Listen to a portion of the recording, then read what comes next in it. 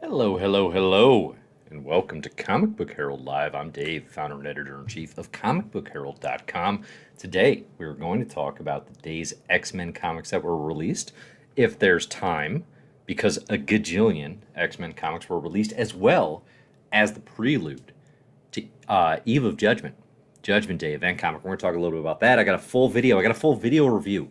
An event so interesting, I made a video, believe it or not, here on the YouTubes. You can find that right now on the Comic Book Herald channel.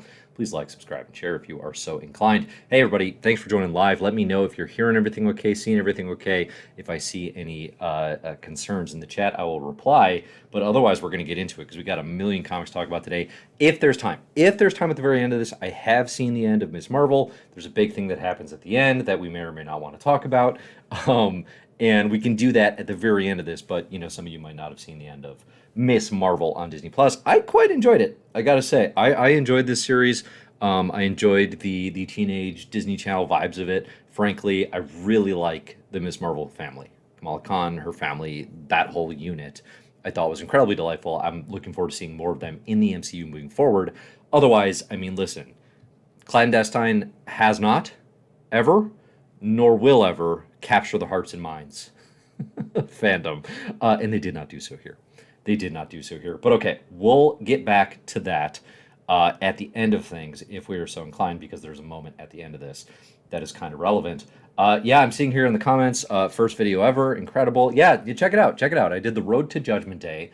It's the first video I've ever done on YouTube, and it's combination. It's combo platter. It's Kraken Krakoa.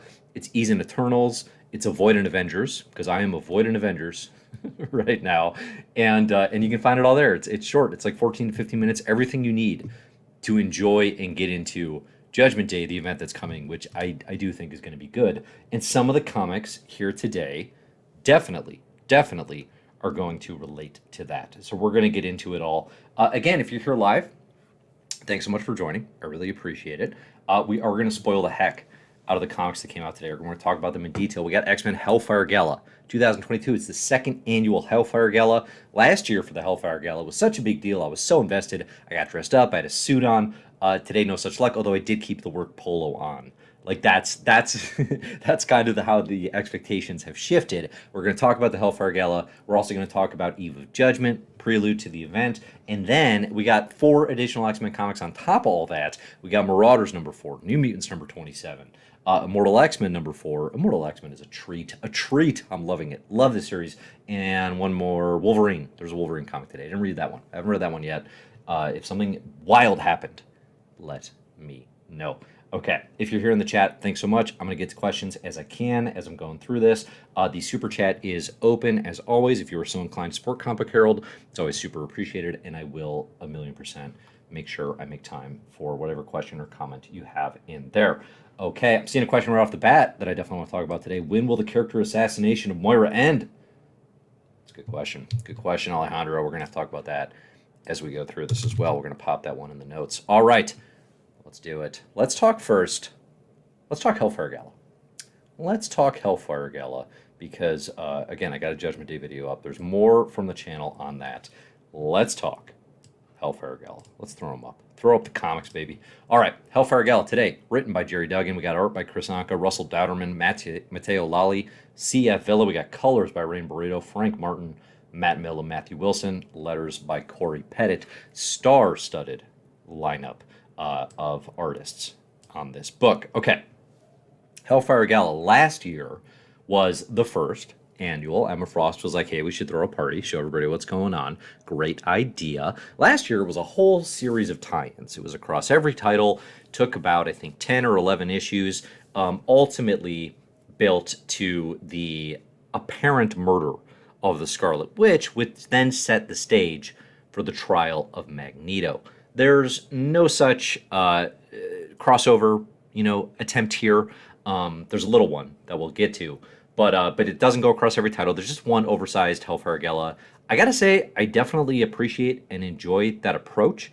It's in a lot of ways an extension of the Duggan X-Men run. Like, this is more or less an annual issue following up X-Men number 12. Like, if this was just called the Duggan and Laraz X-Men Annual #1, I think that would be kind of historically what we would expect of this. But I like the tradition of doing a summer Hellfire Gala where, the big kind of in-universe thing is the new X-Men unit is announced. So like the roster is going to turn over and change a bit, which is good, I think, right? Giving different characters some shine, changing things up. I've got no problems there. We also get the answer to the fan vote that Marvel's been doing, the actual in our real universe fan vote, where we get to vote on who's going to be on the team. And of course, as we kind of came to understand as the vote was happening, and by the end of it, it turns out when a character is on one of the most watched, or I don't know about most watched, but like certainly one of the most remembered animated series from the 80s, Spider-Man and His Amazing Friends, that being Firestar, she's probably going to win the vote. And that's what happened here. So Firestar is going to be on the X-Men. Apparently, the only thing that writers quite remember about Firestar, because it's referenced by both Duggan and Kieran Gillen, oddly enough, in Immortal X-Men #4, is that Firestar and Emma Frost have weird interactions with horses. Like that is apparently the main takeaway from the history of Firestar in the Marvel Universe. That is a reference to the 80s miniseries called Firestar, where she is a student with Emma Frost's Hellions. If you haven't read it, you're fine. Like, don't worry. Like, you're good. It's not great, but if you're doing the whole 80s X-Men binge, it's a really interesting sort of curiosity within there. But, I mean, yeah, like, it's very top of mind, the horse situation, which is weird. Emma does weird stuff to a horse. Okay? If you want to know more, maybe I'll do a video about it. Maybe I'll do a full video. No, who am I kidding? Just go read the Firestar series from the 1980s, and you can get that. That's besides the point. Firestar has since gone on to actually be a part of the Avengers during the Busiek and Perez 1998 to 2004 run, which is alluded to here when Tony Stark, leans over and is basically like, hey, if the X-Men are doing weird stuff, you know who your real friends are, right? Avengers always looking for an opportunity to step on the X-Men's toes. And of course, as they somewhat learned here, with the reveal from Reed Richards that his mind has been tampered with by Professor X and Magneto, maybe rightly so. Maybe rightly so. Okay, so what is going on at the Hellfire Gala? Well, the big thing that's happening here, as has been teased for a few months now, including the free Comic Book Day special in May, we get more Orcus infiltration of this by way of Moira X. Okay, Moira X has officially joined up with Orcus. We have seen previously, so in X Lives and X Deaths of Wolverine, Moira, long story short, went from the most interesting aspect of the Krakoa era of X-Men comics, and she went from that to an evil robot. I would argue one of those is superior to the other. We'll talk about that. But now, evil robot Moira, she's been emailing Orcus. They've been kind of, stone cold ignoring her, but apparently not entirely, because she's a part of the crew. She's a part of the crew, and she meets up with Dr. Stasis, a.k.a. Club Sinister, a.k.a. a Mr. Sinister claiming to be the real Sinister, but with a club on his head, and Dr. Phelan, who has conquered Phobos, moon of Mars, in a very petty, yet ultimately impressive attempt to show up mutants and their claiming of Mars in last year's Hellfire Gala. So we should also point out, okay, at last year's Hellfire Gala, the mutants throw the party, right? And their flex at that Hellfire Gala is to straight up claim Mars. They send all of their Omega level mutants to the Red Planet. They terraform the planet, and then they say, shortly thereafter, this is Planet Araco. We just moved 16 million lost mutants there. That number might be wrong. Maybe it's like one. I keep getting the number of Araco mutants mixed up with the number of mutants that died at Genosha. I keep saying 16 million. That is the number of mutants that I think died at Genosha. Maybe the Araco mutants is like 1 or 2 million.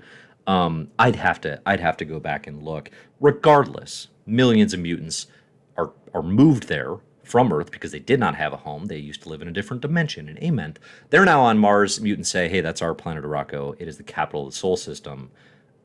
basically saying we rule the galaxy. Various factions of humanity have taken that better than others, including Orcus, who of course is not going to enjoy that. But that's what they did last year. That's a tough act to follow up. It's also a tough act to follow up visually. Last year's Hellfire Gala, at least those sequences, were drawn by Pepe Larraz. Maybe the whole thing was. And it's a very effective special issue. I have seen many folks claim it to be one of the best of the Krakoa era. Certainly it's in the conversation, right? When I recently, on a live stream, I did my favorite books of the Krakoa era, talking runs, the Hellfire Gala deserves a spot on that list. I think it's definitely in the conversation, especially in terms of one-shots. Okay, but that's last year's. This is this year's. And this year's is nowhere near as revelatory, but it is following up on Moira, which again has been a character who basically has not been touched since X Lives and X Deaths. And X Lives and X Deaths all kind of left us wishing she had never been touched in the first place. And I'll stop using such suggestive language here. So Dr. Stasis at the end of X-Men number 12, again, aka Club Sinister, released the Orcus memo. Or no, pardon me. Back it up. In X-Men number 12, the previous issue of the Duggan X-Men run, it's out in the world now that mutant resurrection exists. Okay, Cyclops and Synch, they had erased this knowledge from Marvel reporter Ben Urich's mind. They then move forward and basically say, actually, we're just going to be truthful. Sorry about that. We're going to be truthful with you, Ben. Go ahead. Here's the info. You can run the story. Ben runs the story. It's out in the world. Everybody knows about mutants having conquered death, that they have resurrection now. One of the big questions, of course, that led to is, can anyone get it? Right? You have this technology. Why don't you share it? Why don't people could bring back their beloved lost relatives and family members and friends? And the answer that's given here in this comic by Emma is basically confirmation that mutant resurrection is only for mutants. And also stated that, like, listen, it's not just that we want it that way, it's that it only works that way. I find that, I don't know if this is Emma being fully truthful. Regardless, I find this a totally acceptable answer, frankly. I think the Marvel Universe is better if this technology is not for everyone. Like, it's a lot more special, I think, if it's truly a mutant resurrection technology that only applies to mutant kind.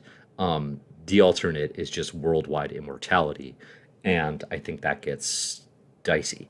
But a lot of folks in the Marvel Universe do not seem to buy this, right? Especially the rich and powerful. We see a conversation between Emma and such examples here, basically saying, like, listen, but like, sure, like, not everybody can have it, but like, what about those of us who are super rich or have positions of power? They're definitely still feeling it out. So that's going to continue to be a thing. And obviously it's a big sort of bombshell news drop, apparently, like, right as the Hellfire Gala is happening. Okay, we see a memo to Orcus from Dr. Stasis saying there's actually legal consideration now that mutants maybe can be killed just on sight because everyone knows about their resurrection. And there's a line, a very callous, haunting line from Dr. Stasis saying, like, at worst, it's destruction of property now because it's not actually taking their life if they can be resurrected. So there are scary concerns as far as the Orcus interpretation of things. And then what we see going on here, of course, is Moira. Yes, she's with Orcus. Yes, she has plans. And if you remember from the Free Comic Book Day special, yes, she's using Mary Jane Watson to get into the Hellfire Gala. Moira captured Mary Jane Watson, who is an ambassador, sort of a spokesperson for Krakoan medicines. Krakoa's Mary Jane's aunt is currently using Krakoan medicines for dementia, I believe. So MJ's kind of like, advocating for Krakoan medicines. And because of that, she has an invitation to the Hellfire Gala, and Moira hacks her, basically, possesses her, more or less, uses her to get in. Okay. Mama Moira, her plan here is kind of ambiguous, but it seems to primarily revolve around getting in contact with her son, Proteus. Proteus being one of the five. Now, because news of resurrection is out in the world, the five are on lockdown heading into the Hellfire Gala. Bishop, who's the current captain commander, because Cyclops is on the X-Men and too busy, Bishop's like, hey, we need to keep the five away from this party. We don't want any damage done to them. Now that people are aware of resurrection and kind of how it works, the five are an incredibly valuable asset. And it's actually, I think, a smart play on Bishop's part to at least be discussing it in these terms, because if one of the 5 dies, like, it really screws with Mutant Resurrection, even though there might be alternates that you could potentially use, but like we haven't seen that have to happen yet. But Mama Moira shows up, and she's like in MJ form is like, "Hey, cutie, let's talk." To Proteus. Proteus goes along as one would, and then she very quickly reveals herself, and she's like, "Hey, it's me, Mama Moira." And Proteus is like, "What? What? I thought you were dead." Actually adapts to it pretty quickly. Like, actually doesn't have a lot of shock to this revelation. They talk very briefly. Moira mostly creeps him out and threatens him. And it tells him very cruel things, right? So it's not a heartwarming reunion by any measure at all. Moira shows up and she's like, "Hey, you were just an experiment. You were a mutant power that we needed. I never loved you." These are tough things to tell your son. One imagines.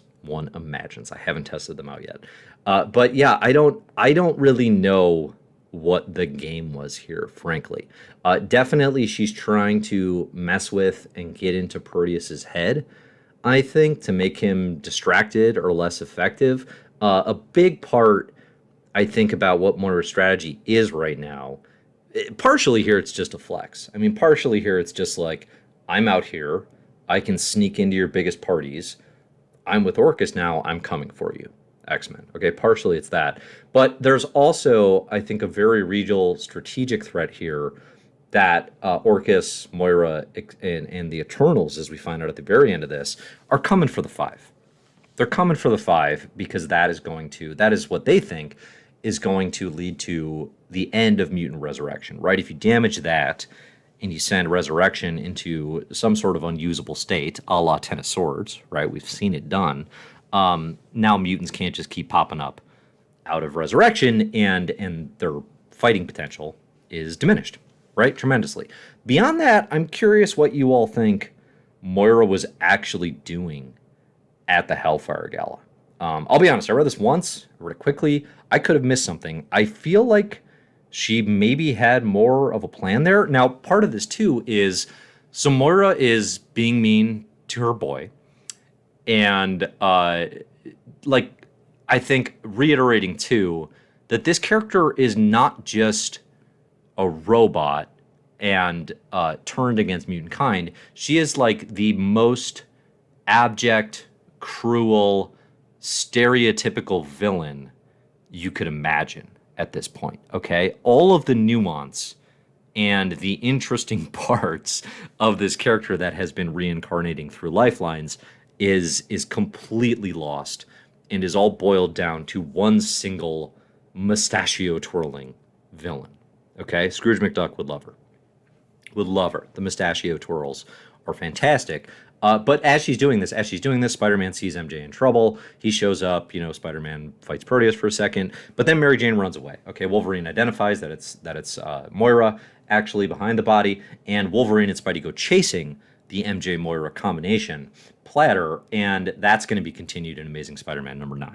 Okay, so that actually is going to tie into a Spidey issue where we will see the fallout of Moira and MJ. My prediction, MJ doesn't die, and Moira gets away. My prediction, okay? But again, I'm very interested here in what people are thinking was the plan. Let's see. We got some chats coming in, and I saw a super chat earlier. We're going to come back to that. That might actually be super relevant here. So we see, okay, from Baku Blade says, I think Moira was trying to get Proteus to kill MJ. Okay, interesting. If you get one of the 5 to kill a human, now you got to consider putting a 5 in the pit, right? Broke one of Krakoan laws. That's pretty interesting. Seen a comment here, Moira is going to be revealed to be combined with Ultron. I think that ship has sailed. I've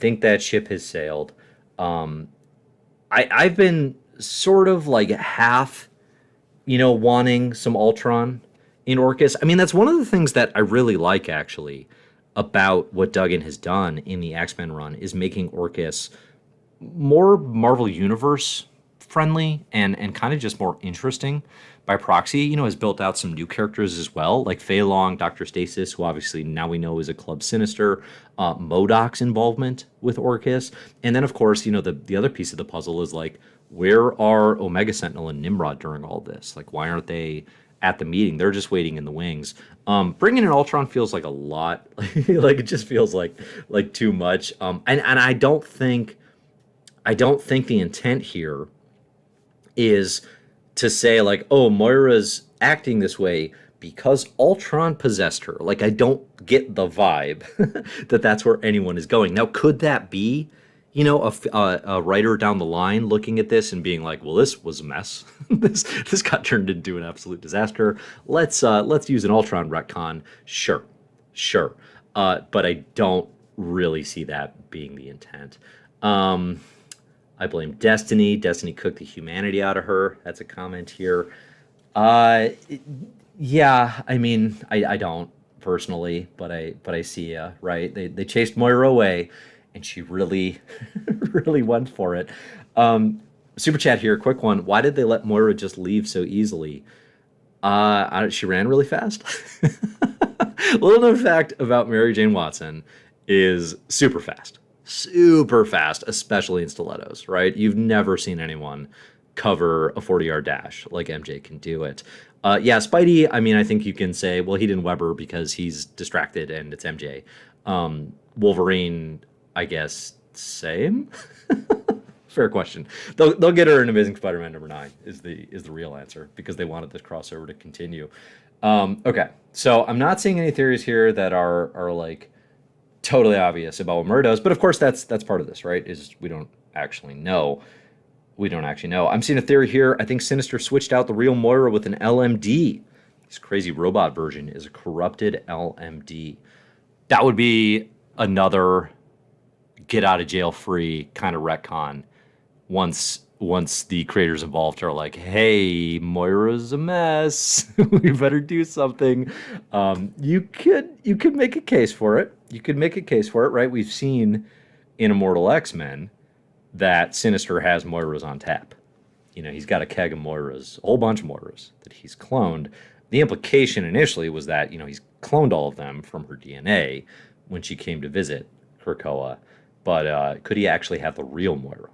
Will the real Moira please stand up? Please stand up. And she's definitely sticking a middle finger on one of each hand up, right? I think that is absolutely confirmed. Okay, so that's all the Moira stuff, which brings us to our super chat here. Let's get to this bad boy. Thank you so much for supporting CBH. The comment was, Dave read a theory that the robot Moira we see is the mix of Moira feelings and thoughts moments before her death in X deaths, anger, frustration, fear, and that's why she is mean and full in revenge. It's not the traditional Moira or Moira X. I mean, that sounds like an attempt to absolve the descent of her character of poor strategy and poor planning. And I don't think it works. I really don't. It sounds like an attempt. You know, it's kind of the retcon thing, right? It's kind of saying like, okay, so without admitting that this is a bad direction for the character, how do we rectify this? And I think what we have to do, and what I'm increasingly inclined to do, is just be honest and say, this doesn't work. It's a real bummer, honestly.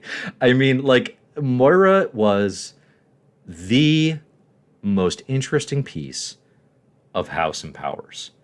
And for me, as a reader and as a fan of X-Men comics and science fiction and all this, the thing that was so appealing was Moira became a story of generations of mutants, right? Moira's story became past, present, and distant future.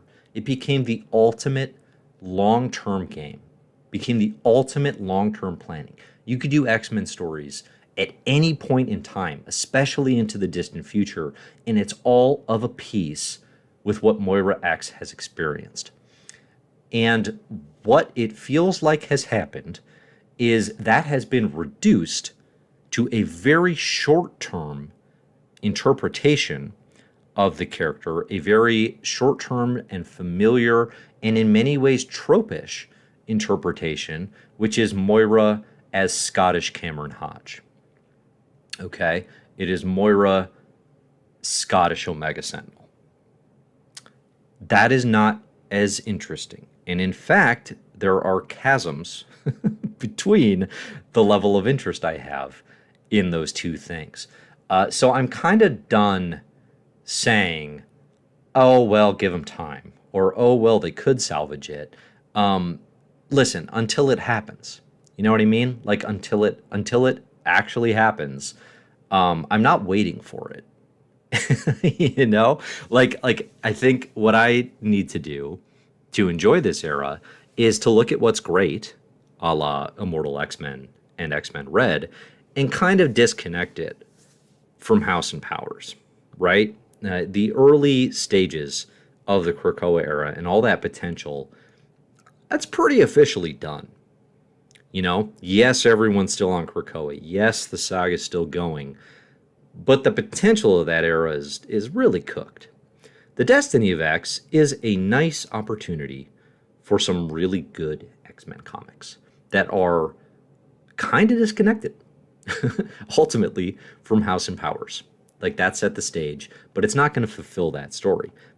And that's okay, because we're still going to get and are getting, including today, really good Kieran Gillen written X-Men comics. You know, Marauders #4, I thought was real good. I'd been pretty out on that series. I liked what's happening there. And New Mutants is always delight. I'm enjoying that book, right? So we're still getting good X-Men comics. I don't think there's actually going to be... I don't want to sit and wait for someone to be like, oh, and here's why all this pays off with Moira. Because I think that's kind of setting myself up for failure and increasingly getting frustrated at media that is otherwise intended to provide simple pleasure and escape. You know? So that's kind of where I stand ultimately. I mean, in terms of the robot, let's get into the specifics here. The robot we see is the mix of feelings and thoughts moments before her death. Why would that be the case? I mean, wasn't her consciousness backed up when she was on the run, and got into that lab with, I forget, but sort of the fake Google tech expert, right? Wasn't her consciousness and kind of all that backup and this potential Omega Sentinel body, wasn't that all made before her death? I mean, she was certainly feeling this anger and frustration and fear at that moment as well, but it's not like it was done precise, you know, as she was dying kind of thing. I don't know. There's actually a line, and I think it's in the Hellfire Gala, but there's a line that was essentially she experienced all these centuries of life and it broke her. And if that is the interpretation that we're going with, like that she lost it and that it broke her mind, none of the work was done to get us there. None of the work was done. Like, that's a real jump. There's just too many jumps with everything with Moira. I don't buy that interpretation. I don't care for that interpretation. Moira was very much in control of her faculties when she was strategically laying the groundwork for Krakoa. She had a secret, but the secret was not the thoughts of a broken mind. It was the thoughts of someone who kept losing and was trying to figure out something that might actually work, which felt very much in character. And I'm talking here about the end of Inferno, which was Hickman's way of Moira saying, yeah, I actually want to cure mutant kind. Like, that's the thing I wanted to do all along, you know?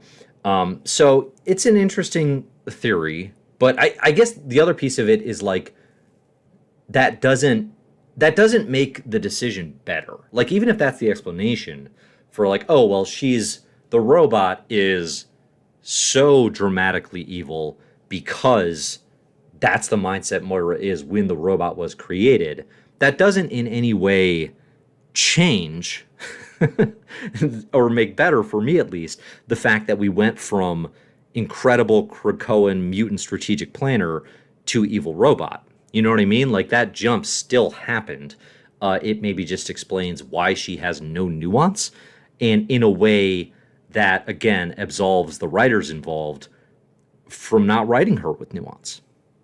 And it's a generous interpretation, I would say, but I don't think it's one that I share.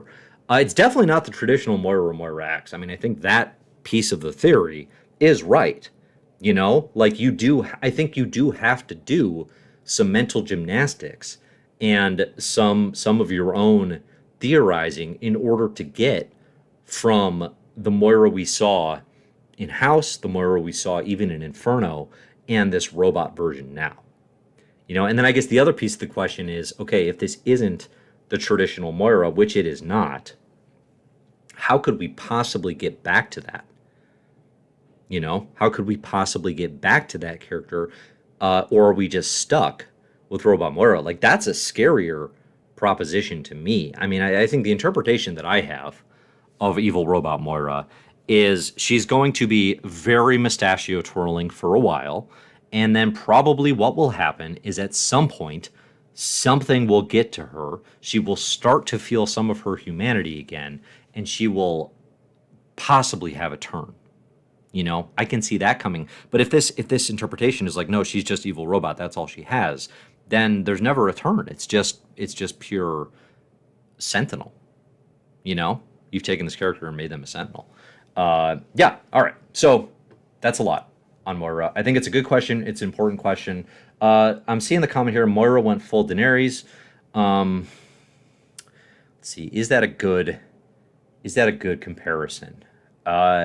Kinda. I mean, kinda. Especially if you're just talking the show, right? If we're just talking Game of Thrones, the show and just the full sort of real hard turn, where it's like, wait, what? why is this turn so sharp, right? Why did we break a little bit here? Yeah, I can see some comparisons there, certainly. Let's see, what else do we got? I'm seeing totally agree with you, Dave. Thank you, Rodrigo. Thank you. I always listen. The more people that say I agree with you, the more confident and powerful I become. This chat may never end if all I see is I agree with you. Desperate for confirmation of my thoughts. Okay, yeah. So that's what's going on with Moira in this comic. Other stuff in the Hellfire Gala. What else happens? Let's see. Oh, so Reed Richards. He's at the Hellfire Gala. He's sullen, but he does tell Tony Stark that Charlie X and Magneto wiped his mind, and did it very brazenly. Why he waits until the Hellfire Gala to say it, I don't know for sure, right? Could have been a text, could have been an email, but Tony's response is an immediate, I better prioritize inhibitors. Okay. Presumably here, he's talking about manufacturing mutant dampening powers, right? Mutant dampening technology. So don't love that for Tony, but I do also have to say, this is something I talked about not that long ago, mutant dampening technology is flipping everywhere in this era of X-Men. Everyone has it. These things seem to be sold at like Home Depot. Okay, so I guess Tony wants to get in on it. Like, he's late to this. He is late to this. That's the other thing about Charlie and Mags, wiping Reed Richards' mind in the X-Men Fantastic Four crossover, is at the time, certainly it seemed pretty meaningful, because Reed had, I guess what he had done, what they thought he had done, was create a way to mask Franklin's mutant gene. And obviously Reed Richards is a pretty high-profile dude. You don't really want him out there doing that. I kind of get why they did it. But like, a lot of people have this tech. A lot of people, like we just saw Sabretooth going, our flag means death, and then was immediately he was literally collared by a flying mutant dampening collar from Tom Brady territory. Like, that was a bomb. I guess Tom Brady's a bad example now, right? He's getting old. Doesn't have the arm strength he used to. Justin Fields territory, right? Go Bears. Bears. All right. So that's going on. We've got a little potential Illuminati thing going on, maybe in terms of like planning about what to do about Krakoa. I, for one, would be here for a series and or one shot about the old school Illuminati talking Krakoa. T'Challa, Tony, Reed, I guess Clea, the new Sorcerer Supreme. I don't have Stevie around. Who am I missing? Namor can't be there. He's too. I guess maybe Namor could be there. Actually, he's kind of coming around a corner on probation with the Avengers right now. It's probably somebody I'm missing. But regardless, the Illuminati get together, talk about the Krakoa problem. Bad way to phrase it, but that's what they're dealing with, right? What are they going to do? What are they thinking about? Curious. I would definitely dig that issue. All right, so that's a big Marvel Universe kind of thing. Again, no resolution. It's all kind of set up. Scarlet Witch, big moment here, announces the X-Men's great ally. Great ally. That's a turn. The Great Pretender is now a great ally. Now, I don't know that this is an inappropriate turn, given what happened in Trial of Magneto. As we've talked about a handful of times, Wanda created a magic realm where any mutant can be resurrected. To the point that when Magneto and Storm are like, we're going to give up our backup copies for resurrection, they have to acknowledge that, like, hey, Wanda's magic field is still out there. And we could always just use that. But we'd have to want to, apparently. So Wanda also magically created endless mutant life. Like, she has also created a backup immortality, which actually, now that I'm thinking about it, puts a wrench in the Eternals and Moira's scheme to destroy mutant resurrection, because Wanda's weird magic field is still out there. Something must be done. Something must be done. But regardless, Scarlet Witch, now a great ally. I guess we're done with the Great Pretender era. Okay? She's Team Mutant, even if she is not officially declared a mutant herself. They have not actually pulled that card yet, although it's only a matter of time. Only a matter of time. I think that's the biggest stuff that happened at this year's Hellfire Gala. Obviously, that was a lot to talk about. It is too long of a comic, I think. But it's nice. It does a decent job. Oh, I guess we should talk about the new X-Men roster. I suppose we could talk about the new X-Men roster. So Cyclops, Jean, and Synch, they're all going to stay. By the way, Synch is aging rapidly. I have similar problems as Synch has here, where you're looking in the mirror, and suddenly it's like, wow, there's a lot of gray in this beard. That is a lot of gray in this beard. What happened? I think the same thing once or twice a week. But Synch's problems do seem to stem from spending literal centuries in the vault. Apparently it happens when he uses his powers too much. Classic dilemma. Do I use my powers or do I become old? Oh no. The newbies on this X-Men roster are going to be Forge, Havoc, Magic, Firestar, and Iceman. It is an odd lineup, I think, to say the least, because X-Men is not actually the flagship book and never was. I don't have a ton of investment in what this lineup is going to be, honestly. I liked how Cyclops nominated Forge as sort of a, stick it to him. Forge then stuck it right back to Cyclops by nominating Havoc.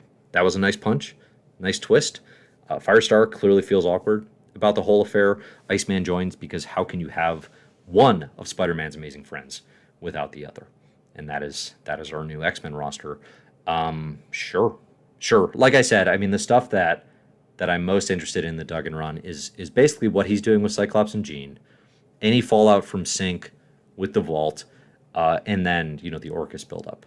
I think we're getting the best Orcus buildup stuff in the pages of X-Men. So we'll see. It's kind of a setup. Again, like I said, really this is an annual issue setting up X-Men number 13. It'll be.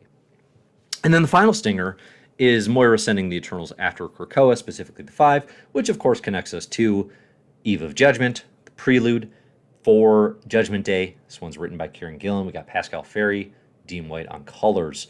The biggest revelation here, two decent revelations. One of them was very predictable. But the biggest revelation here is Ajak and Makari, who are sort of the religious factions of the Eternals right now. They get Phastos, who is the builder of the Eternals, and they want to make a god. Okay, that's how Phastos phrases it. My theory here is they're trying to build a celestial of their own. They're trying to build one that is not that actually fits with like a new path for them. Because right now, basically, what the Eternals have learned over the past 2 years, the Gillen Ribbich run, is everything they thought they knew about their connection to the Celestials and their purpose was more or less a lie. Really, they're just around to help the deviants, who are actually the ones who are sort of setting the stage for superpowers on planet Earth. Okay, but what Ajax tells Phastos is they need the mutant expert to make this god. Now, my mind immediately jumped to Forge, thinking like, okay, they're talking about a builder. That's probably who they want. They actually, and we see this in the pages of Immortal X-Men, it turns out, I read this after, but they've actually captured Mr. Sinister. So if you read Immortal X-Men today, but not this, and you were like, where did Sinister go? Who just took him from Krakoa? Apparently, it was Ajax and Makari of the Eternals. They have captured Mr. Sinister, or again, at least a Mr. Sinister, because who's the real one? I don't know. Nobody knows. But they have a Sinister to make a Celestial. Now, one thing I noted in my Road to Judgment Day video, this is not purely like an accident in terms of, okay, well, Sinister can clone stuff and he's a master of genetics, so maybe he can help them make a god. Like, yes, he has the mutant knowledge to potentially do that, but Mr. Sinister also has celestial experience. He also has celestial experience. If you remember from Kieran Gillen's original X-Men run in 2011, first 3 issues, a series called Everything is Sinister, required reading for the Kraken Krakoa faithful. Mr. Sinister steals the Dreaming Celestial's head and like turns it into a funny ship. Dude's got celestial experience as well. So I loved this turn. I wasn't expecting it. It should be interesting. The other piece that happens in Eve of Judgment is Druig, now the Prime Eternal. He's leading the Eternals. He wants to destroy all mutants. He crafts a genocide bomb with Major Domo, and it doesn't work. It actually would have destroyed more of the Earth than their programming can allow for. So instead, Druig turns to Uranos. Uranos, for those of you who haven't been reading the Eternals run, is the grandfather of Thanos. He is taller, he appears to be stronger, and he is a genocidal maniac who wants to kill all deviants as well. Loosing Uranos on the world is a bold and kind of crazy play, even for Druig. So that was something we kind of knew was coming in Judgment Day, or at least could anticipate. But this confirms that it's happening. If you're like Uranos, whatever, like what do I care? Listen, y'all, the Gillen Ribbich run on Eternals is great. They're really good Thanos comics, and there's a one shot called The Heretic that is a conversation between Thanos and his grandfather Uranos that will make you interested in that character. Okay, because he's brand new. He's brand new, otherwise. So, all right. I got to get some water. Get me some questions. Give me some comments. I will tackle what I can.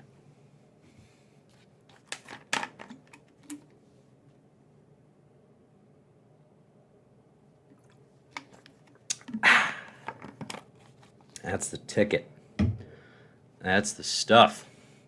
All right, as some thoughts are pouring in, other comics I want to talk about today, like I said, New Mutants still good. I think the biggest knock on New Mutants right now that I have is because it is such a call and response with the Magic miniseries from Chris Claremont and Company in the 1980s.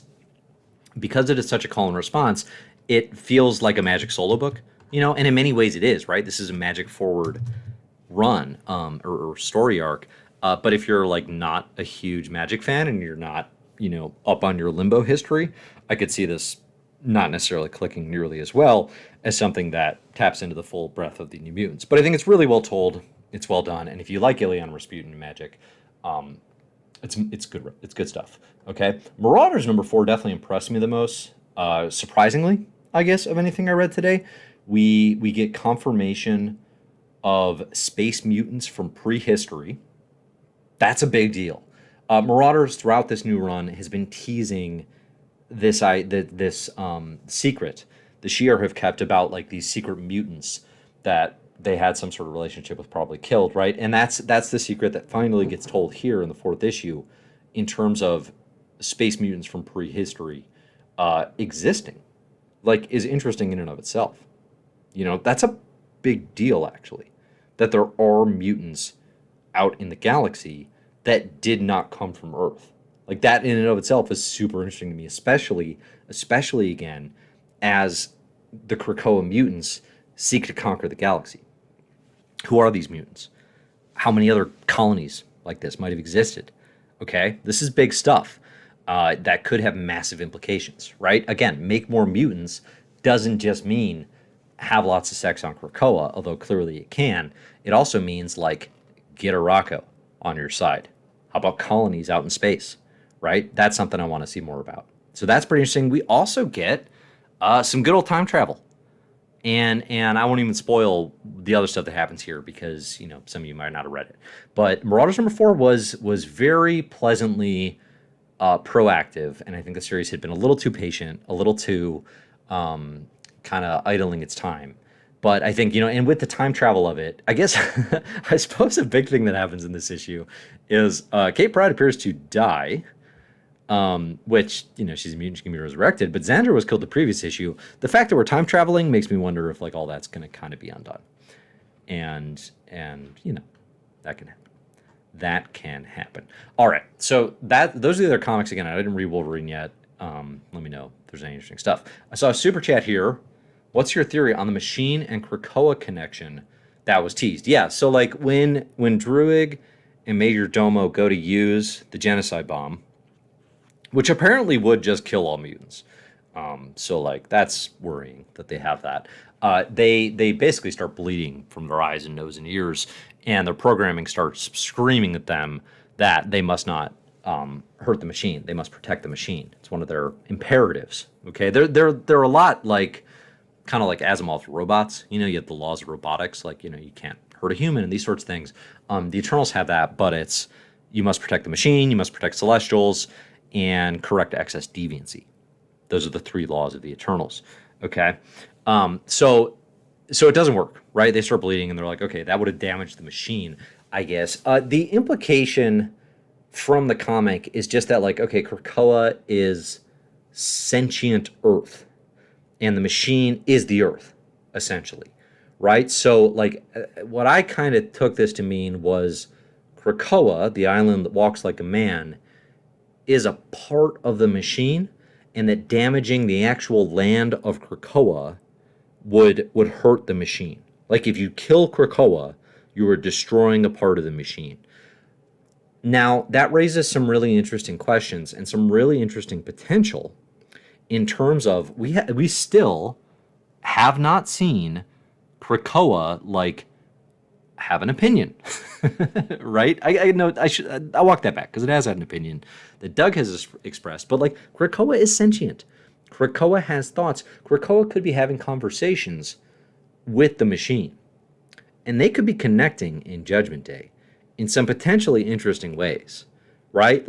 As the Eternals and the X-Men squabble, the machine and Krakoa can potentially be listen, you all live on us. Shut up and do what we want. That stuff could potentially be coming. So my theory, having been put to the question now, is we will get an alliance between the machine and Krakoa. I think they're going to get along great. I think they're going to get along just swell. But I'm looking forward to it. I am looking forward to it in Judgment Day. All right. Krakoa did used to walk around and talk to people. Is the other thing. The island that walks like a man, when we first meet them, is saying all sorts of bad guy stuff in giant-sized X-Men. Maybe that was psychically, I guess, but now speaks in only a secret Krakoan language. All right, let's see. What other questions do we have? Let's get them in, because I don't think there's anything else I have written down here that I have to go through. We talked about the character assassination of Moira. I think we talked about the Moira theory. We talked about that theory just now. What else do we have going down? Where were the Eternals when Amenth invaded Earth? It's a good question. I mean, I think, one of the problems that Marvel has with the Eternals, the fact that they've been around forever, and this is addressed very badly in the Eternals in the MCU, is they could have and arguably should have been around for various problems. The Earth has had, a la, Phastos weeping at the site of the Holocaust. Or, it's not the Holocaust, is it? The atomic bomb. Okay, right, a very ham-fisted and sort of poorly thought through, I think, moment in that film. I think Amenth invading Earth. It seems like the Eternal, like with a lot of battles, it could be like, well, the Eternals just sat that one out, right? With Amenth invading Earth, which is what happened when Apocalypse and the first Society of Mutants on Earth, stepped in to fill the gap and to stop them. That does feel like the sort of thing that is actually a threat to the machine, right? And if one of their imperatives is protect the machine, the Eternals could have and should have fought against Amenth invading as well. I guess we don't know for sure that they didn't. I mean, the way everyone told the story, there was certainly no mention. But I guess if you wanted to kind of retcon it and make it work, you could just say, actually, the Eternals were doing stuff too. They just weren't as effective or dramatic as Apocalypse and family. But that's an interesting question. Actually, I would not mind some flashback there. Seeing a question here: why is Moira X using Mary Jane as a meat puppet? Meat Puppets, great band. Check them out if you haven't before. Give them a listen. Why? Because she was on TV talking about Krakoan drugs, and she had an invite to the Hellfire Gala. I mean, I think it's as simple as that. It could have been anyone with an invitation to the Hellfire Gala. Mary Jane is a unpowered woman who lives alone, I think, is ultimately the answer. And then the real answer, of course, is behind the scenes. It gives us a good old Spider-Man crossover, right? That's the main rationale. Okay, I'm seeing. Keep questions coming. Keep comments coming. I'll definitely address them. I got a question here in the super chat. Thanks so much for your support. What, in your opinion, are the top 5 ongoing indie comics? Okay. Well, one thing you can check out is the Comic Book Herald Best Comics of 2022 so far. That list is regularly updated as I read new stuff. You can find everything that I'm loving this year on that list. I will even put that link right here in the chat if you are so inclined. Check it out after we're done here. Okay, but my top 5 ongoing indie, I'll just go off the top of the list. The Nice House on the Lake by James Tynion IV and Alvaro Martinez is a wonderful kind of horror sci-fi mystery. I definitely am invested in every single issue of that. It's tough to go top 5 without having, because I think I've got like 25 books on the list here, but I don't have them sorted by order. Squire, it's not an ongoing. That's a graphic novel. All right, so if we're just going ongoings, Ice Cream Man is perpetually on my list and will be. That one comes out via Image Comics. It's written by W. Maxwell Prince, art by Martin Morazzo and Chris O'Halloran. That one's been my favorite comic for the past like 3 or 4 years. I love Ice Cream Man. I love what it does for the medium. It is incredible. What else? Actual, honest to goodness ongoings and not these amazing graphic novels that I have on the list. All right, the other ones that are going to go on the list then are, The Good Asian's done. Monstrous by Marjorie Liu. Sani Takata, always amazing. Always love it. We need 2 more. Monkey Meat by Juni Ba. And the last one is going to be What's the Furthest Place from Here by Tyler Boss and Matthew Rosenberg. We're going to go with those for the top 5. But again, check out that list that I dropped here in the show notes if you want to check out all the books on my list. Because I got to tell you, I've said this multiple times, I love my picks for the best comics of the year so far. Like super, super into this list. It's awesome. All right. Let's go. Let's see. We got maybe like time for like 2 more questions. So here, no more talk about Immortal X-Men. I mean, I love it. It's incredible. Gillen's doing amazing work. Let's see. So we got like the Sinister stuff. Obviously kind of ties into Judgment Day. We talked about that a little bit. It's revealed to the Council in Immortal X-Men number 4. Cyclops shares the knowledge with Emma, and then Emma shares with the Council that there is in fact this Sinister of Clubs that sends Sinister running. There's a really cool moment where Sinister's running. Destiny foresees him trying to escape through a portal, and she's like, don't be a coward. And she gets in his head because Destiny's game right now, as we remember from the last issue, is she knows Sinister's been resetting the timeline with his Moira clones. She knows he's doing that, and she knows that if he resets it again, she'll lose this knowledge. So Destiny's game right now is trying to figure out how to out-scheme Sinister without letting him know that she knows. Because if she knows, then he can reset it. So what she does is she kind of just plays on his ego and says, don't be a coward. And Sinister's considering resetting the timeline. So now knowing that this club of Sinisters is out there and not being ambushed by that information. But Destiny gets in his head enough that he doesn't do it. This is important, right? The second Sinister resets it, Destiny loses that knowledge, and we sort of lose that chess piece. So that was super cool and works really, really well. Again, like I'm incredibly impressed with Gillen's ability to each issue being prioritized through the lens of one of these individual characters. So like it's a really good Emma Frost character study, but then simultaneously it's building just what's going on with the council, what's going on in the world of X-Men in terms of Resurrection being out there and the build to the Hellfire Gala and all that stuff. I mean, it's awesome. It's awesome. I'm seeing a comment here. I don't trust any of the X-writers. I trust Gillen implicitly. Like absolutely trust where Kieran Gillen is going with any of this. Gillen is one of the best writers, I would say, in comics right now. You know, one thing people sort of overlook is Kieran Gillen was around a decade ago at Marvel, okay, and did some good stuff. Young Avengers, Journey into Mystery, good stuff. But then Gillen went solo, right? Moved away from Marvel for a while, did Star Wars stuff, yes, but like got better, you know? Like Wick Div is super acclaimed. Peter Cannon, Thunderbolt is like one of the must-reads of the past decade, came back better. And I think we're seeing that a lot with Eternals and Immortal X-Men. He's writing really, really great books, writing really, really great comics. I also trust the heck out of Al Ewing.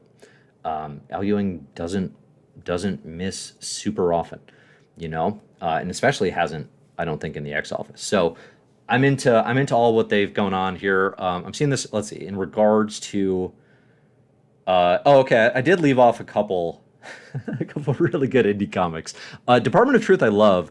I'm not caught up. I'm not caught up on Department of Truth. That's been one of my favorite books over the past couple of years. I need to catch up on that. I'm also seeing Saga reference. I also have not touched Saga for about 15 issues. Not for any particular reason. I just haven't done it. Probably that would be worth it because that's like the biggest flipping indie comic. I bet it's good. I know it's good. It used to be great, and I bet it still is. All right.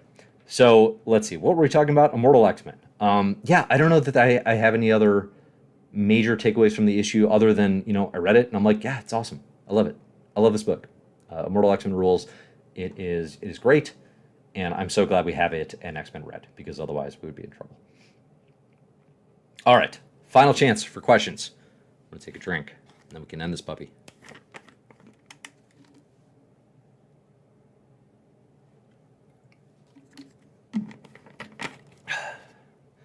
All right.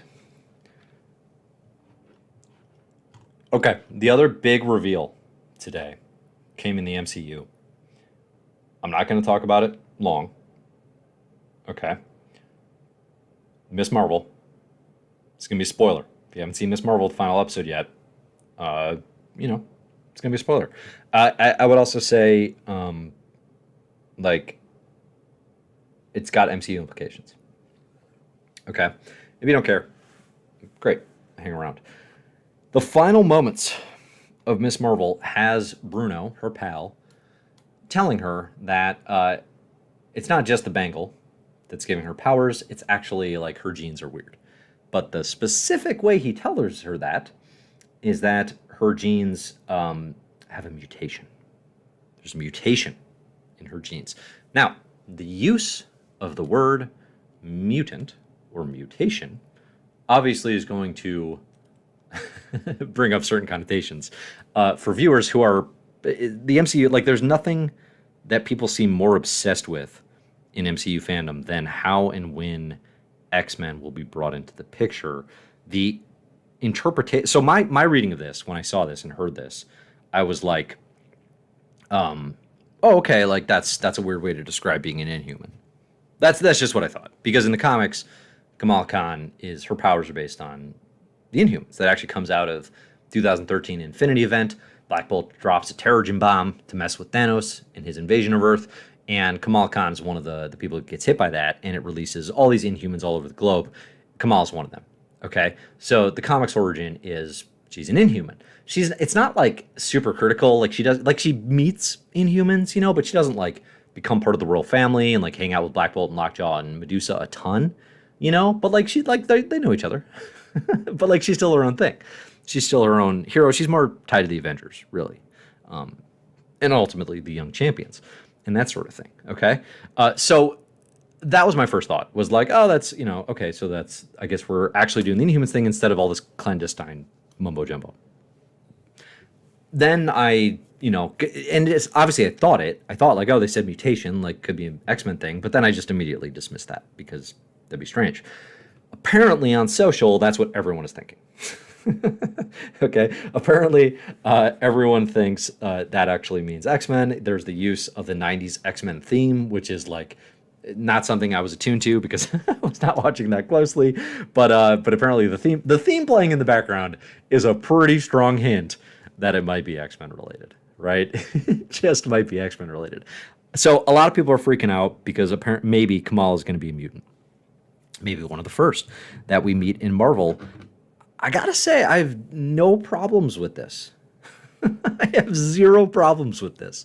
It is not surprising, but just sort of odd to me that folks would have a big problem with this. Like Kamala being an Inhuman is just not important. Like that's not really in any way what makes that first run by G. Willow Wilson, Adrian Alfona, Sonia Amanat and company so good.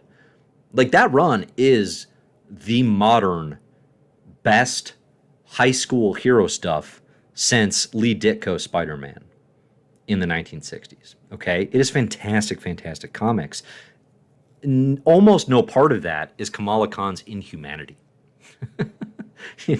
Like it's not like the best thing that Kamala Khan being an Inhuman leads to is she gets to hang out with Lockjaw a little bit, and we get some cute images. That's the best thing that happens because Kamala Khan is an Inhuman. So losing that aspect of it does not concern me at all. I had already written that off. I had already written off the possibility that she was an Inhuman primarily because of the way this first series progressed. And like I said, I mostly quite enjoyed this. I liked everything with Kamala and her family a lot. Everything with her friends and kind of community a lot. The actual like villain and damage control stuff, I could leave. Yeah, I didn't think that worked particularly well at all. There's also just a whole bunch, and obviously a lot was made of this before the series, but there was a whole bunch about, like how much they're changing. But I don't mind changes, and I in fact appreciate the MCU as an adaptation of many things in comics. I don't need it to be one-to-one, and in fact I think it's better if it's not. But there were a lot of changes that were just kind of head-scratching, stuff that actually made things more complicated, like in terms of how her powers manifest and what they actually are. And apparently in this case, the fact that I guess she's a mutant with a connection to this family generational jewelry. I don't know, like that piece of it still has to be explained. But yeah, like losing her as an Inhuman, whatever, fine. I got no problems with that. I kind of assumed that the powers were going to be more based around like Captain Marvel and Kree stuff, because she's going to be in the Marvels, she's going to be a part of that family, be a part of those movies. It made more sense to me that they might share a bond.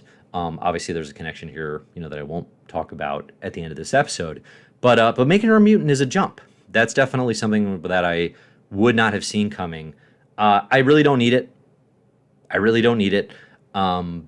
There's so many mutants already. I think probably the biggest knock I have against it is just that her story, as it has been told, has never been a part of the X-Men's world, like in any capacity. But again, that doesn't mean the MCU couldn't interpret it and do it totally differently.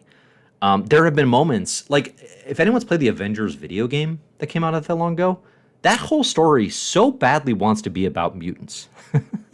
It so badly wants to be about mutants and about Kamala as a mutant. But it is stuck pretending everyone has to be an Inhuman because of presumably what the licensing and the rights were when they started making that game.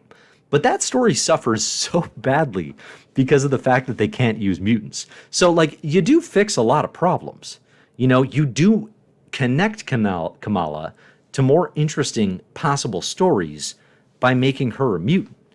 You know, somebody who develops sudden powers in their teenage years is generally a mutant, right? You know, with the exception of Spider-Man and Nova and the New Warriors and a whole bunch of other characters, right? It's Marvel.